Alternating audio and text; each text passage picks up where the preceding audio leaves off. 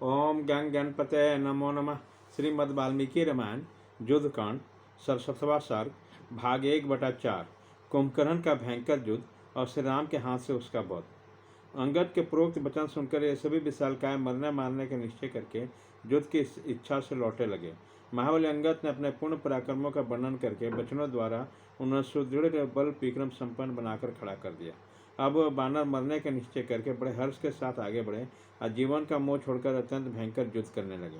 उस विशालकाय बानर वृक्षों ने वृक्ष तथा बड़े बड़े पर्वत शिखर लेकर तुरंत ही कुंभकर्ण पर धावा किया, परंतु अत्यंत क्रोध में भरे हुए विक्रमशाली महाभाय कुंभकर्ण ने गदा उठाकर शत्रुओं को घायल करके चारों ओर बिखेर दिया।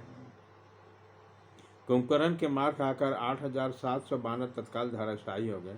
वह 16, 8, 10, 20 और 30 बानरों को अपने दोनों भुजाओं में समेट लेता और जैसे गरुड़ सर्प को खाता है उसी प्रकार क्रोधपूर्वक उनका भक्षण करता वह सब और दौड़ता फिरता था। उसी समय बानर बड़ी कठिनाई से धैर्य धारण करके इधर उधर एकत्र हुए तथा वृक्ष तथा पर्वत शिखर हाथ में लेकर संग्राम भूमि में डटे रहे। तत्पश्चात मेघ के समान विशाल शरीर वाले बानर शिरोमणि दिविज ने एक पर्वत उखाड़कर पर्वत शिखर के समान ऊंचे कुंभकर्ण पर आक्रमण किया। उस पर्वत को उखाड़कर दिविज ने कुंभकर्ण के ऊपर फेंका, किंतु उस विशालकाय राक्षस तक न पहुंचकर उसकी सेना में जा गिरा।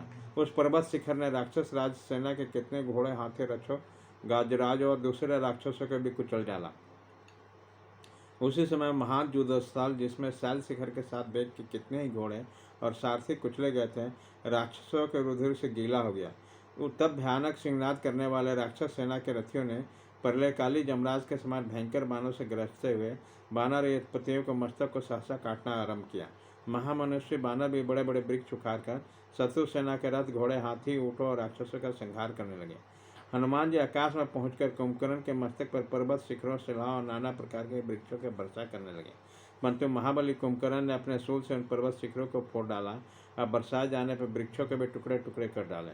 तत्पश्चात उसने अपने 20-30 शूल को हाथ में लेकर बानर की ओर भयंकर सेना पर आक्रमण किया। यह देखकर हनुमान जी एक पर्वत शिखर हाथ में लेकर उस आक्रमणकारी राक्षस का सामना लेकर खड़े हो गए। उन्होंने कुपित होकर श्रेष्ठ पर्वत के समान भयानक शरीर वाले कुंभकर्ण पर बड़े वेग से प्रहार किया। उसके उस मार से कुंभकर्ण व्याकुल हो उठा, उसका सारा शरीर चर्बी से गीला उठा और वो रक्त से नहा गया। फिर तो उसने भी बिजली के समान चमकते हुए शूल को घुमाकर जिसके शिखर पर आग जल रहा हो, उसे पर्वत के समान हनुमान जी के छाती में उसी तरह मारा जैसे स्वामी कार्तिकेय ने अपने भयानक शक्ति से क्रोच पर्वत पर आघात किया। उस महासागर में शूल की चोट से हनुमान जी की दोनों भुजाओं का बीच का भाग बस स्थल विदीर्ण हो गया। वह व्याकुल हो मुंह से रक्त वमन करने लगे। उसी समय पीड़ा के मारे उन्होंने बड़ा भयंकर आर्तनाद किया, जो प्रलय काल के मेघों के गर्जना के समान जान पड़ता। हनुमान जी के आघात से पीड़ित देखकर राक्षसों के हर्ष की सीमा नहीं है। वह सहसा जोर जोर से कोलाहल करने लगे। इधर कुंभकर्ण के भय से पीड़ित होकर व्यथित हुए बानर युद्ध भूमि छोड़कर भागने लगे। यह देखकर बनवाल नील ने बानर सेना को धैर्य बनाने के लिए, सुस्थिर रखने के लिए बुद्धिमान कुंभकर्ण पर एक पर्वत का शिखर चलाया। उस पर्वत शिखर को अपनी ओर आता देखकर कुंभकर्ण ने उसे मुक्के से आघात किया। उसका मुक्का लगते ही शिखर चूर चूर होकर बिखर गया और आग की चिंगारियां तथा लपटे हुए निकलता हुआ पृथ्वी पर गिर पड़ा। इसके बाद ऋषभ, सरभ, नील, गवाक्ष और गंधमादन इन प्रमुख 5 बानर वीरों ने कुंभकर्ण पर धावा किया। यह महाबली वीर चारों ओर से घेरकर युद्ध स्थल में महाकाय कुंभकर्ण को पर्वत, वृक्ष और थप्पड़ों, लाते और मुक्कों से मारने लगे। यद्यपि ये लोग बड़े जोर जोर से प्रहार कर रहे थे, तथापि ऐसा जान पड़ता है मानो कोई धीरे से छू रहा। यथा इसके मार से तनिक भी पीड़ा नहीं हो रही थी। उसने महान वेगशाली ऋषभ को अपनी दोनों भुजाओं में भर लिया। कुंभकर्ण की दोनों भुजाओं से दबकर पीड़ित हुए भयंकर बानर शिरोमणि ऋषभ के मुंह से खून निकलने लगा और वह पृथ्वी पर गिर पड़े। तदंतर उस समर भूमि में इंद्रद्रोही कुंभकर्ण ने सरभ को मुक्के से मारकर नील को घुटने से रगड़ दिया और गवाक्ष को थप्पड़ से मारा। फिर क्रोध में भरकर उसने गंधमादन को बड़े वेग से लात मारी। उसके प्रहार से व्यथित होकर बानर मूर्छित हो गया, रक्त से नहा उठे। फिर कटे हुए प्लास भर वृक्ष के भांति पृथ्वी पर गिर पड़े। उन महामनुष्य प्रमुख बानरों के धराशायी हो जाने पर हजारों बानर एक साथ कुंभकर्ण पर टूट पड़े। पर्वत के समान प्रतीत होने वाले वह समस्त महाबली बानर युद्धपति पर्वत का राक्षस के ऊपर चढ़ गए और उछल उछल कर उसे दांतों से काटने लगे। वह बानर शिरोमणि नखों, दांतों, मुक्कों और हाथों से महाभाव कुंभकर्ण को मारने लगे। जैसे पर्वत अपने उगे हुए वृक्षों से सुशोभित होता है, उसी प्रकार सहस्रों बानरों से व्याप्त हुआ पर्वतकार राक्षस वीर अद्भुत शोभा पाने लगा है।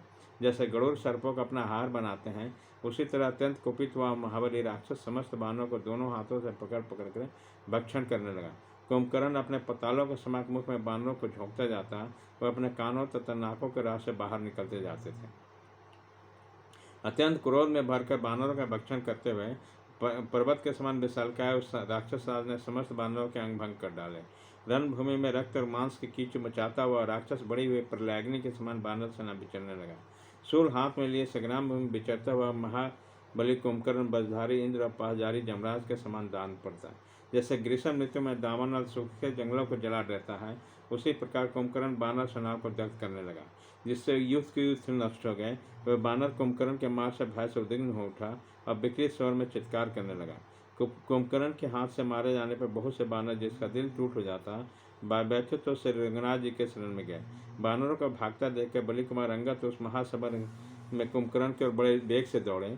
उसकी बार बार गर्जना करके एक विशाल शैल शिखर हाथ में लिया और कुंभकर्ण के पीछे चलने वाले समस्त राक्षसों को भयभीत करके उस पर्वत शिखर को उसके मस्तक पर दे मारा। मस्तक पर उस पर्वत शिखर को चोट खाकर इंद्रद्रोही कुंभकर्ण उस समय महात क्रोध में जल उठा और उस प्रहार को सहन न कर सकने वाले बड़े बेग से बलिपुत्र की ओर दौड़ा। श्रीमद् वाल्मीकि रामायण युद्धकांड 66वां सर्ग भाग 1/4 खत्म।